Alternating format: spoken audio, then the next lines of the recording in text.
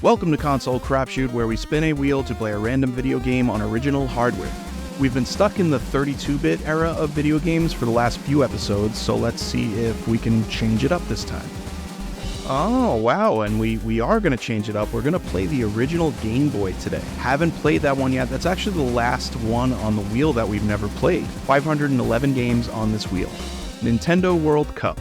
Alright, we've got to capture this, so we're going to be playing the Game Boy from the Game Boy player on the GameCube. And yeah, like I said, first time playing the original Game Boy here. It's sort of exciting to knock it out, but actually I've been kind of dreading it. It's just not that interesting. It's not that interesting a subject. I mean, if you grew up with a Game Boy, cool, this is going to give you some nostalgia vibes, but I decided to be Mexico, show Mexico a little love. From my point of view, there's less material to talk about to be interesting or exciting here. But the wheel has spoken, we'll give it a shot. This game was also on the NES. In Japan, it's actually a huge series. It's not called Nintendo World Cup. It's called Naketsu High School Dodgeball Club. And this one kind of had a colon soccer in the title. But big popular series, and this is a soccer game, or football if you're not in the US. But it's very basic, as you can imagine. It's Game Boy. There's not going to be much depth here. But all that said, I am old enough to remember the Game Boy when it came out. I didn't have one, but I remember when friends would bring them to school, and it was really exciting to get your hands on this thing. And I can place myself in that to imagine how I would have reacted to this game. And I think I would have liked it. It's well made and it's fun to play. It's really simple, but the characters are big, and the look of the game is kind of engaging. You can slide into the other team, and there's like unlimited amount. There's no fouls. There's an unlimited amount of damage you can cause to the other team. You can just keep hitting them and stealing the ball. Kind of reminds me of, I want to say, NHL 93 on the Genesis. I think it was 93, where it's more about tackling the person than actually playing hockey. But the fouling is a huge part of the game. You can actually keep attacking the players on the other team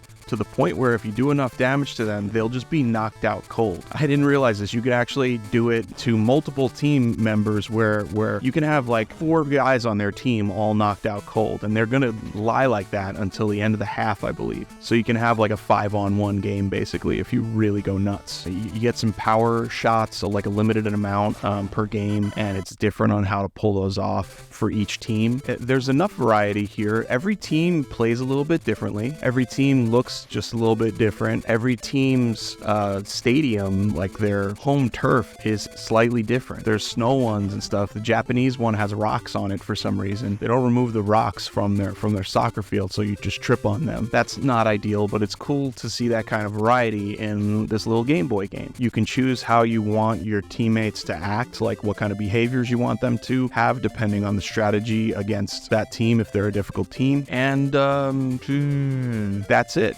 There's not much to this game. Like I said, it's a Game Boy game. It's a fun Game Boy game. This isn't gonna light anyone's world on fire now, but if you had this in your Game Boy, it wasn't your favorite game, but you liked it, if that makes sense. You popped it in to change it up between Super Mario Land and the Ninja Turtles Game Boy game, and Tetris. Yeah, you had to play Tetris all the time, but this was a cool little fourth option. I'm sure it was for many kids. This would be a cool one to have the Game Boy Link cable so that you could have a friend and both be on the same team and do 2 players at the same time. That way you could just keep sliding into the opposite team and damaging them until they're all knocked out and then have your way with them. That would be fun, but the odds of me finding another person with a Game Boy and a copy of this game and a link cable, which I don't have, are pretty slim. So let's give a ranking to Nintendo World Cup for the Game Boy. Yeah, this is a good game. I've often said that, you have to judge a game on how, it lasts the test of time. Does it hold up? Sometimes, other times I say, like, how would I,